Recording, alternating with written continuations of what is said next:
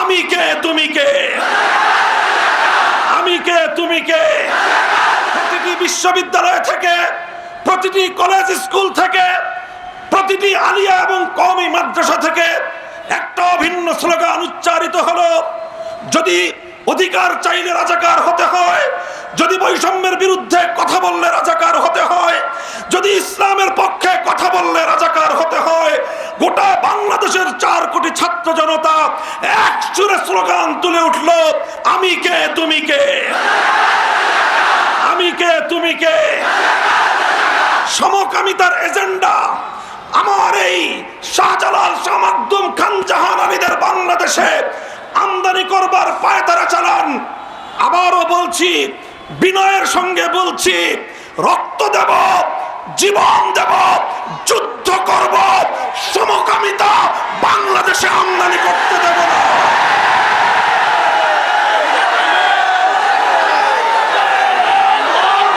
এদেশের মানুষ ৭২-এর চেতনা গিলতে অস্বীকার করেছে, যখনই এদেশের মানুষ বাকশালী চেতনাকে গিলতে অস্বীকার করেছে, যখনই এদেশের মানুষ ইসলামী চেতনায় উজ্জীবিত হওয়ার চেষ্টা করেছে, তখনই সেই ইসলাম প্রিয় জনতাকে, দেশপ্রেমিক জনতাকে রাজাকার এবং স্বাধীনতা বিরোধী আখ্যায়িত করবার পায়তারা চালানো হয়েছে। এই আন্দোলন ফ্যাসিবাদের বিরুদ্ধে যাওয়ার কারণে ফ্যাসিবাদের নেত্রী, যুগের ফেরাউন, ইতিহাসের নির্মম হত্যাযজ্ঞের নায়িকা, খল নায়িকা শেখ হাসিনা এদেশের 4 কোটি আমার প্রাণ প্রিয় ছাত্র জনতাকে রাজাকারের বাচ্চা বলে গালি দিয়েছে। সেদিনই ভাগ্য নির্ধারিত হয়ে গিয়েছিল শেখ হাসিনার। দেখেন, আমরা বাংলাদেশটাকে এখনই ইসলামিক স্টেট হিসেবে ঘোষণা দিচ্ছি না, তবে বাংলাদেশ মুসলিম রাষ্ট্র। এদেশের মুসলমানদের কোরআনের প্রতি, আল্লাহ নবীর প্রতি, ইসলামী চির শাশ্বত সমাজ ব্যবস্থা, পরিবার ব্যবস্থাকে যদি ভেঙে দেওয়ার আপনারা কোনো পায়তারা করেন, তাহলে আমরা আপনাদের ভেঙে চুরমার করে দেব। এই সকল বিষয়ে আমাদের ছাড় দেওয়ার কোনো অবকাশ নাই। কথা বলেন ঠিক না বেঠিক? স্বৈরাচারী শেখ হাসিনা এদেশ থেকে নিপাত হয়েছে সম্মিলিত মানুষের সংগ্রামের মাধ্যমে। সেই সংগ্রামের মূল শক্তিটাই ছিল ঐক্যের শক্তি।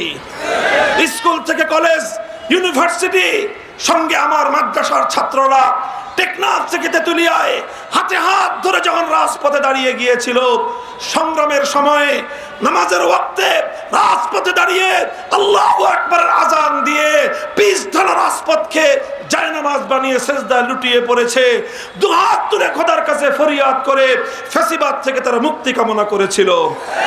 আল্লাহর সাহায্যে 5ই আগস্ট ঐতিহাসিক বিজয় অর্জন করেছে দেশের ছাত্র জনতা।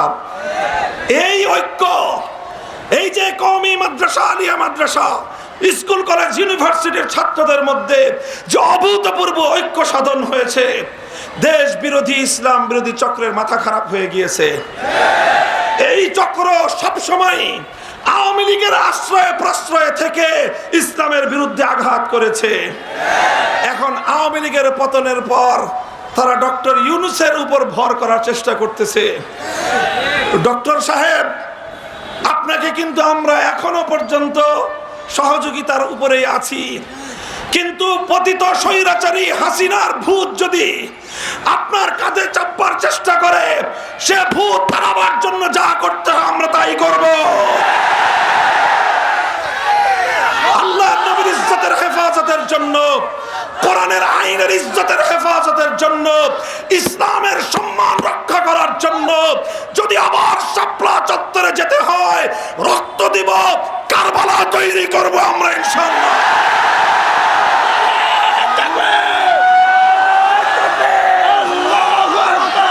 আমার প্রাণপ্রিয় নরসিংদী জেলাবাসী, আমি সর্বপ্রথম আল্লাহ পাক রব্বুল আলামিনের শুকরিয়া আদায় করছি, যেই মহান রব্বুল আলামিন আমাদের উপর থেকে, বাংলাদেশের মানুষের বুকের উপর থেকে জগদ্দল পাথরের মতো চেপে বসা জালিম স্বৈরাচারী নব্য ফেরাউন শাসক গোষ্ঠী শেখ হাসিনাকে অপসারণ করে এদেশের মানুষকে মুক্ত আকাশে নিঃশ্বাস গ্রহণ করার সুযোগ করে দিয়েছেন। আল্লাহুম্মা লাকাল হামদু ওয়া লাকাশ শুকর।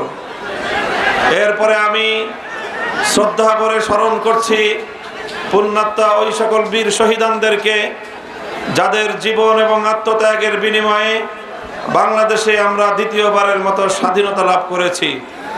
2009 সালের পিলখানা ট্র্যাজেডিতে শাহাদাত বরণকারী 57 জন দেশপ্রেমিক সেনা কর্মকর্তা, 2013 সালে শাপলা চত্বরের ঘুমন্ত আল্লাহর নবী প্রেমিক হেফাজতে ইসলাম বাংলাদেশের বহু অসংখ্য প্রায় শতাধিক শাহাদাতপ্রাপ্ত নেতাকর্মী, আল্লামা সাঈদী রহমতুল্লাহ আলাইহির বিরুদ্ধে ঘোষিত বানোয়াট রায় মৃত্যুদণ্ডের বিরুদ্ধে প্রতিবাদী কোরআন প্রেমিক জনতার বিরুদ্ধে পাখির মতো গুলি করে হত্যা করা শতাধিক শহীদানদেরকে স্মরণ করছি। দীর্ঘ এই সময়ে যে সকল বিরোধী নেতাকর্মীদেরকে অন্যায়ভাবে গুম খুন হত্যা করা হয়েছে স্মরণ করছি। 2021 সালে বাংলাদেশের স্বাধীনতার সুবর্ণ জয়ন্তী উদযাপনকালে ভারতের বিতর্কিত মুসলমানদের খুনি নরেন্দ্র মোদী প্রধানমন্ত্রীকে বাংলাদেশে এনে বাংলাদেশের মুসলমানদের ধর্মানুভূতিতে আঘাত দেওয়ার কারণে হেফাজতে ইসলামের পক্ষ থেকে যে প্রতিবাদ করা হয়েছিল সেই প্রতিবাদে গুলি করে হত্যা করা প্রায় 25 জনের মতো হেফাজতে ইসলামের বীর শহীদানদেরকে।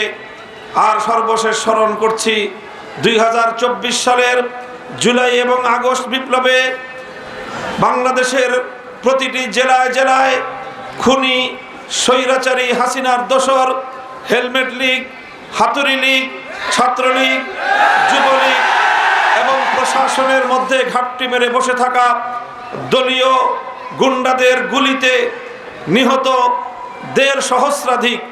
সর্বশেষ জাতীয় গণমাধ্যমের সূত্র অনুযায়ী 1581 জন শহীদানদেরকে যাদের আত্মত্যাগ, রক্ত এবং জীবনের বিনিময়ে বাংলাদেশ আবার দ্বিতীয়বারের মতো স্বাধীনতা লাভ করেছে।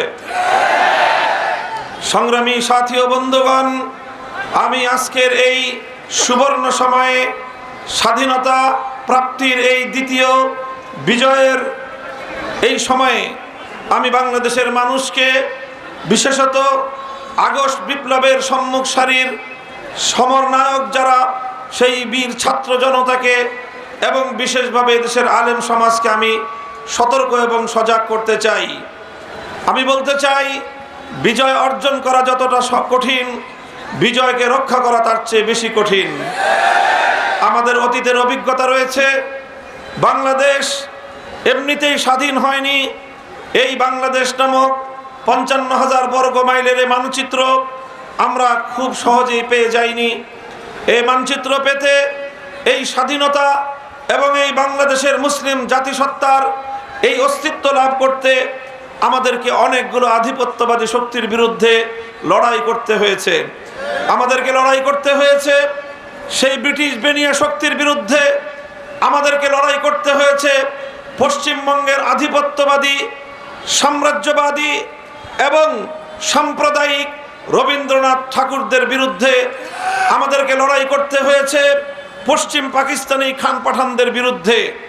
আমরা সকলকে পরাজিত করে, সকল সাম্রাজ্যবাদী আধিপত্যবাদী শক্তিগুলোকে পরাস্ত করে তারপরেই 1971 সালের 16ই ডিসেম্বর ঐতিহাসিক বিজয়ের মধ্য দিয়ে অভ্যুদয় ঘটেছিল বাংলাদেশের। 1971 সালের মুক্তিযুদ্ধের পূর্বাপর ঘটনাগুলোকে, ঘটনা প্রবাহকে যদি আমরা পর্যালোচনা করি, আমরা দেখতে পাই 71-এর মুক্তিযুদ্ধের সূচনা হয়েছিল আল্লাহর উপর অবিচল আস্থা এবং বিশ্বাসের মধ্য দিয়ে। বলা হয়েছিল ইনশাআল্লাহ মুক্ত করে ছাড়ব। ইনশাআল্লাহ অর্থই হলো আল্লাহর শক্তির উপর অবিচল আস্থা এবং বিশ্বাস স্থাপন করা। যে সংগ্রাম শুরু হয়েছিল আল্লাহর উপর অবিচল আস্থা এবং বিশ্বাসের মধ্য দিয়ে, যেই স্বাধীনতার সূচিত হয়েছিল একটি অঙ্গীকারের ভিত্তিতে, স্পষ্ট অঙ্গীকার করা হয়েছিল 1970-এর জাতীয় নির্বাচনের প্রাক্কালে বলা হয়েছিল কোরআন সুন্নাহ বিরোধী কোনো আইন তৈরি করা হবে না। তাহলে যেই সংগ্রাম হলো ইনশাআল্লাহ বলে, যে মুক্তিযুদ্ধ হলো কোরআন সুন্নাহ বিরোধী কোনো আইন তৈরি না করার অঙ্গীকার এবং কমিটমেন্টের উপর সেই মুক্তিযুদ্ধে বিজয় অর্জন করার কিছুদিন পরেই আমরা নির্মম ইতিহাস প্রত্যক্ষ করেছি। বাংলাদেশের সেই স্বাধীনতাকে ছিনতাই করা হয়েছে। অন্য আরেকটি দেশের সংবিধানের মৌল 4 নীতি, তাদের সংবিধানের মূল নীতিগুলোকে একটি প্রেসক্রিপশনের মাধ্যমে বাংলাদেশের 7 কোটি মানুষের ইচ্ছা এবং অভিপ্রায়ের বিরুদ্ধে একটি শুধুমাত্র ছোট্ট চিরকুটের মাধ্যমে বাংলাদেশের সংবিধানে অন্তর্ভুক্ত করে 72-এর চেতনা দাঁড় করায় 71-এর চেতনাকে ছিনতাই করা হয়েছিল। আর এই বিগত অর্ধ শতাব্দীকাল এদেশের মানুষকে 71-এর চেতনার কথা বলে 72-এর চেতনা গেলাবার চেষ্টা করা হয়েছে। আর যখনই এদেশের মানুষ 72-এর চেতনা গিলতে অস্বীকার করেছে, যখনই এদেশের মানুষ বাকশালী চেতনাকে গিলতে অস্বীকার করেছে, যখনই এদেশের মানুষ ইসলামী চেতনায় উজ্জীবিত হওয়ার চেষ্টা করেছে, তখনই সেই ইসলাম প্রিয় জনতাকে, দেশপ্রেমিক জনতাকে রাজাকার এবং স্বাধীনতা বিরোধী আখ্যায়িত করবার পায়তারা চালানো হয়েছে। এই পায়তারা চলতে চলতে চলতে চলতে যখন এদেশের ছাত্র জনতা কোটা সংস্কারের একটি যৌক্তিক আন্দোলন নিয়ে মাঠে নামলো, এই আন্দোলন ফ্যাসিবাদের বিরুদ্ধে যাওয়ার কারণে ফ্যাসিবাদের নেত্রী, যুগের ফেরাউন, ইতিহাসের নির্মম হত্যাযজ্ঞের নায়িকা, খল নায়িকা শেখ হাসিনা এদেশের 4 কোটি আমার প্রাণ প্রিয় ছাত্র জনতাকে রাজাকারের বাচ্চা বলে গালি দিয়েছে। সেদিনই ভাগ্য নির্ধারিত হয়ে গিয়েছিল শেখ হাসিনার। তারা এদেশের মানুষকে নিয়ে চিনিমিনি খেলতে খেলতে যখন 4 কোটি ছাত্রের বিরুদ্ধে সে অবস্থান গ্রহণ করলো, তারপরে আমরা কি দেখলাম?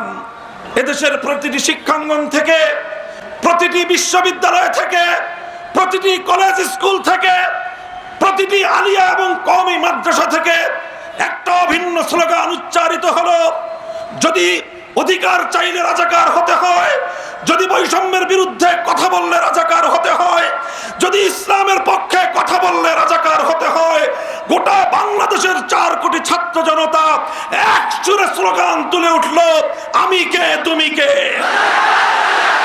আমি কে তুমি কে। পরিষ্কার ভাষায় আমরা বলতে চাই, 71-এর সেই ঐতিহাসিক বিজয়কে 72-এর চেতনা দিয়ে যারা ছিনতাই করেছিলেন, 2024-এর 5ই আগস্টের ঐতিহাসিক বিজয়কে আবার তারা ছিনতাই করার জন্য নতুন ভাবে পায়তারা শুরু করেছে। আমরা পরিষ্কার ভাষায় আমাদের অবস্থান স্পষ্ট করে দিচ্ছি।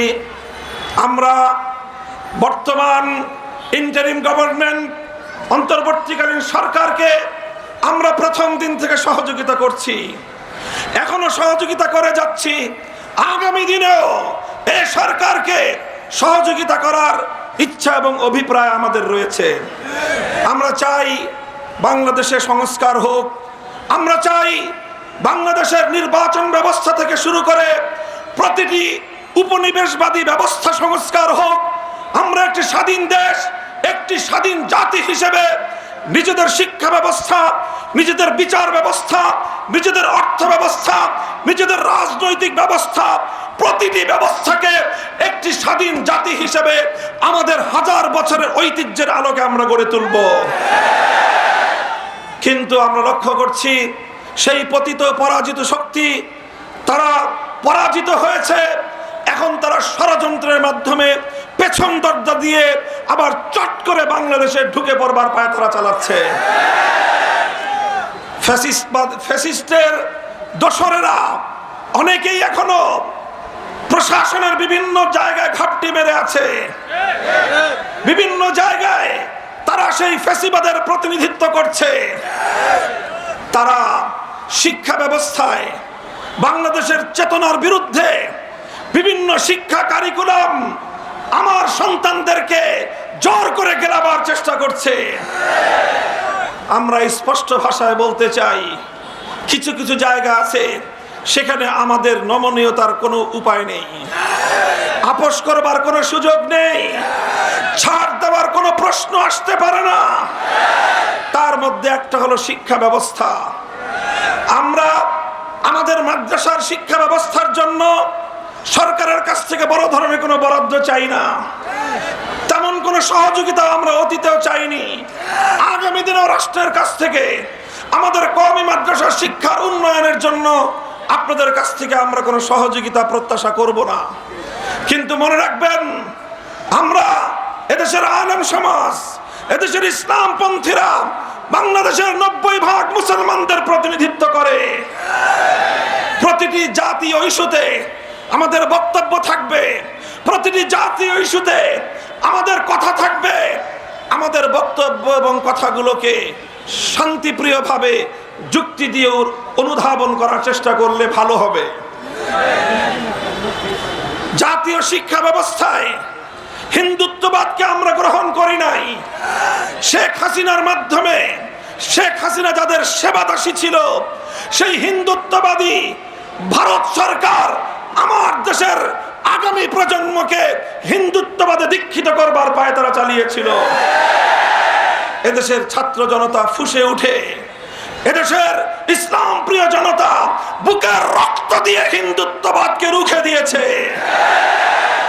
এখন যদি হিন্দুত্ববাদের জায়গায় কেউ নাস্তিক্যবাদকে চাপিয়ে দেওয়ার পায়তারা চালান, অথবা কেউ যদি পশ্চিমা বেহায়া সভ্যতার কাছ থেকে সমকামিতার এজেন্ডা আমার এই শাহজালাল, শাহ মাকদুম, খান জাহান আলীদের বাংলাদেশে আমদানি করবার পায়তারা চালান, আবারও বলছি, বিনয়ের সঙ্গে বলছি, রক্ত দেব, জীবন দেব, যুদ্ধ করব, সমকামিতা বাংলাদেশে আমদানি করতে দেব না।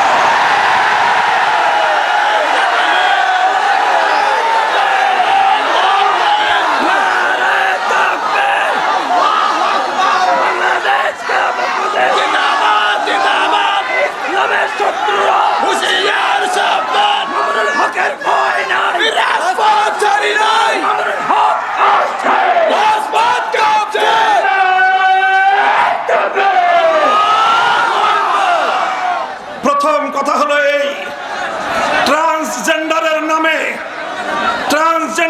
নামে সমকামিতার এই অসভ্য, অশ্লীল এই কালচারকে প্রমোট করে বাংলাদেশে কেউ জাতীয় শিক্ষা ব্যবস্থার কোন পর্যায়ে ভূমিকা রাখতে পারবে না।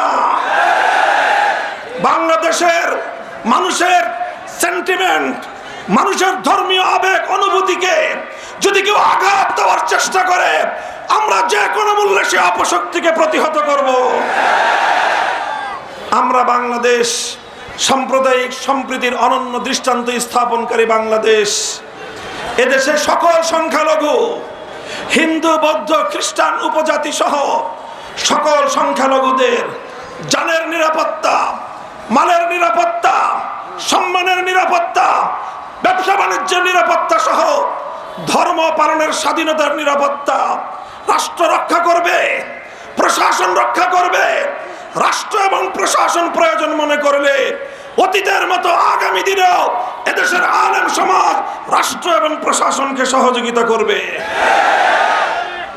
সংখ্যালঘুদের ধর্মীয় অনুভূতিকে যেমন আমরা শ্রদ্ধা জানাবো, সংখ্যালঘিষ্ঠ 90% মুসলমানদের ধর্মীয় অনুভূতিতে যদি কেউ আঘাত দেওয়ার পায়তারা করেন, এক চুল পরিমাণ ছাড় দেওয়ার সুযোগ নাই।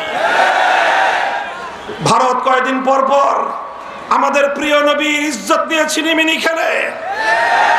নুপুর শর্মার ঘটনার রেশ কাটতে না কাটতে রামজি মহারাজ, নীতিশ নারায়ণ রানে তারা আবার আমার নবীকে কটাক্ষ করেছে। হিন্দুত্ববাদী মোদী সরকার আজও পর্যন্ত তাদের বিরুদ্ধে কোনো পদক্ষেপ গ্রহণ করেনি। গোটা ভারত জুড়ে মুসলমানদের রক্তে আগুন লেগেছে। মনে রাখবেন, ভারতের মুসলমানদের রক্তের আগুন বাংলাদেশেও ছড়িয়ে পড়তে শুরু করেছে।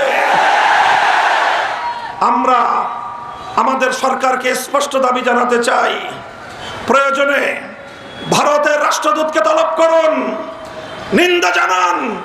যদি এরপরেও তারা পদক্ষেপ গ্রহণ না করে, প্রয়োজনে ভারতের সঙ্গে কূটনৈতিক সম্পর্ক ছিন্ন করুন। অর্থনৈতিক সম্পর্ক ছিন্ন করুন, ব্যবসা বাণিজ্যের সম্পর্ক ছিন্ন করুন। তারা আমাদের নবীকে কটূক্তি করবে, কটাক্ষ করবে, আর আমাদের দেশ থেকে তাদের দেশে টনকে টন ইলিশ মাছের রপ্তানি হবে।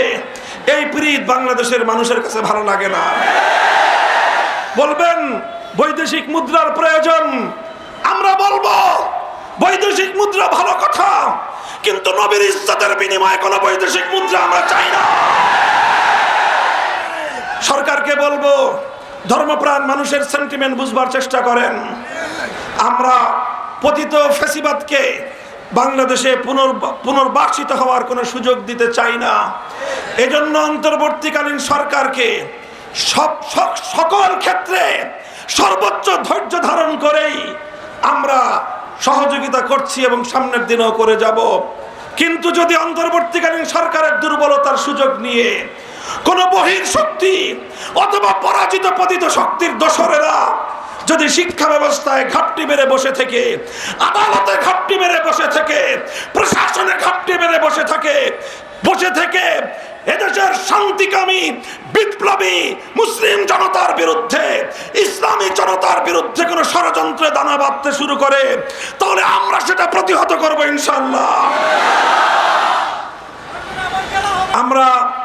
আমরা আন্তর্জাতিক অপরাধ ট্রাইব্যুনালের যে আইন সংস্কারের নামে কিছু নতুন ধারা সংযুক্ত করার প্রস্তাবনা করা হয়েছে, অত্যন্ত ঘৃণিত নির্লজ্জ একটি আইন হলো তার মধ্যে ম্যারিটারিয়াল রেপ নামে, বৈবাহিক ধর্ষণ নামে স্বামীর দ্বারা স্ত্রী ধর্ষিতা হওয়ার এক আজগুবি বেহায়াপনার একটা আইন, স্পষ্ট আল্লাহ প্রদত্ত স্বামীর অধিকারকে দুপায়ে দলিত করবার আইন বাংলাদেশে ফ্যাসিবাদ অন্তর্ভুক্ত করে গিয়েছে। বর্তমান সরকার সেটাকে আরো বেশি প্রমোট করে আন্তর্জাতিক অপরাধ হিসেবে সেটাকে অন্তর্ভুক্ত করবার প্রস্তাবনা করেছে। জোরপূর্বক গর্ভধারণ নামে স্ত্রীর উপর আল্লাহ প্রদত্ত স্বামীর যে অধিকার, তার যে দায়িত্ব, সে দায়িত্বের মধ্যে হাত বসাবার পায়তারা চালাচ্ছেন আপনারা।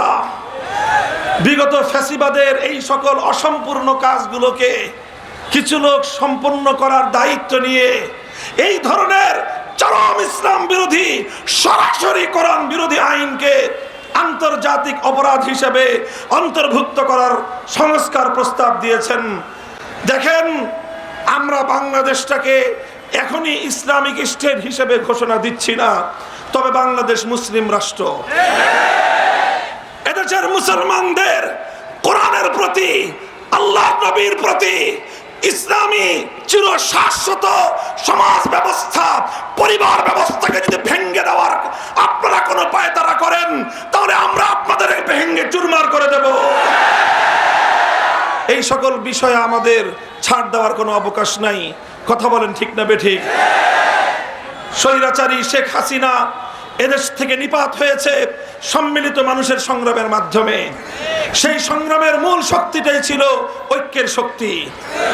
স্কুল থেকে কলেজ, ইউনিভার্সিটি, সঙ্গে আমার মাদ্রাসার ছাত্ররা টেকনাফ থেকে তেতুলিয়ায় হাতে হাত ধরে যখন রাজপথে দাঁড়িয়ে গিয়েছিল, সংগ্রামের সময়ে নামাজের ওয়াক্তে রাজপথে দাঁড়িয়ে আল্লাহু আকবারের আজান দিয়ে পিছ ঢালা রাজপথকে জায়নামাজ বানিয়ে সেজদায় লুটিয়ে পড়েছে, দুহাত তুলে খোদার কাছে ফরিয়াদ করে ফ্যাসিবাদ থেকে তারা মুক্তি কামনা করেছিল। আল্লাহর সাহায্যে 5ই আগস্ট ঐতিহাসিক বিজয় অর্জন করেছে দেশের ছাত্র জনতা। এই ঐক্য, এই যে কওমি মাদ্রাসা, আলিয়া মাদ্রাসা, স্কুল কলেজ ইউনিভার্সিটির ছাত্রদের মধ্যে যে অভূতপূর্ব ঐক্য সাধন হয়েছে, দেশ বিরোধী ইসলাম বিরোধী চক্রের মাথা খারাপ হয়ে গিয়েছে। এই চক্র সবসময় আওয়ামী লীগের আশ্রয়ে প্রশ্রয়ে থেকে ইসলামের বিরুদ্ধে আঘাত করেছে। এখন আওয়ামী লীগের পতনের পর তারা ডক্টর ইউনূসের উপর ভর করার চেষ্টা করতেছে। ডক্টর সাহেব, আপনাকে কিন্তু আমরা এখনো পর্যন্ত সহযোগিতার উপরেই আছি, কিন্তু পতিত স্বৈরাচারী হাসিনার ভূত যদি আপনার কাঁধে চাপবার চেষ্টা করে, সে ভূত তাড়াবার জন্য যা করতে হয় আমরা তাই করব। আল্লাহ নবীর ইজ্জতের হেফাজতের জন্য, কোরআনের আইনের ইজ্জতের হেফাজতের জন্য, ইসলামের সম্মান রক্ষা করার জন্য যদি আবার শাপলা চত্বরে যেতে হয়, রক্ত দিব, কারবালা তৈরি করব আমরা ইনশাআল্লাহ।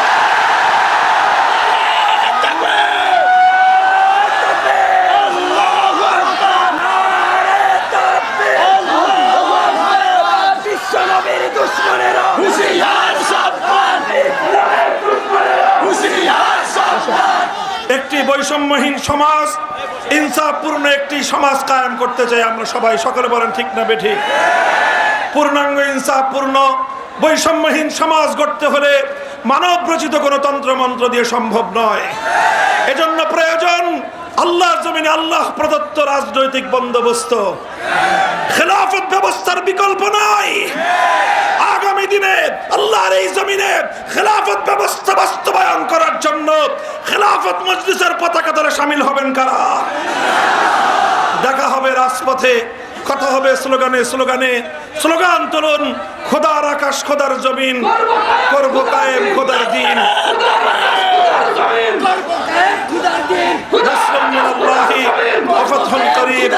আসসালামু আলাইকুম ওয়া রাহমাতুল্লাহ। বাংলাদেশ জিন্দাবাদ, বাংলাদেশ খেলাফত মজলিস জিন্দাবাদ। ওয়া আখিরু দাওয়ানা আলহামদুলিল্লাহি রাব্বিল আলামিন। আসসালামু আলাইকুম ওয়া রাহমাতুল্লাহ।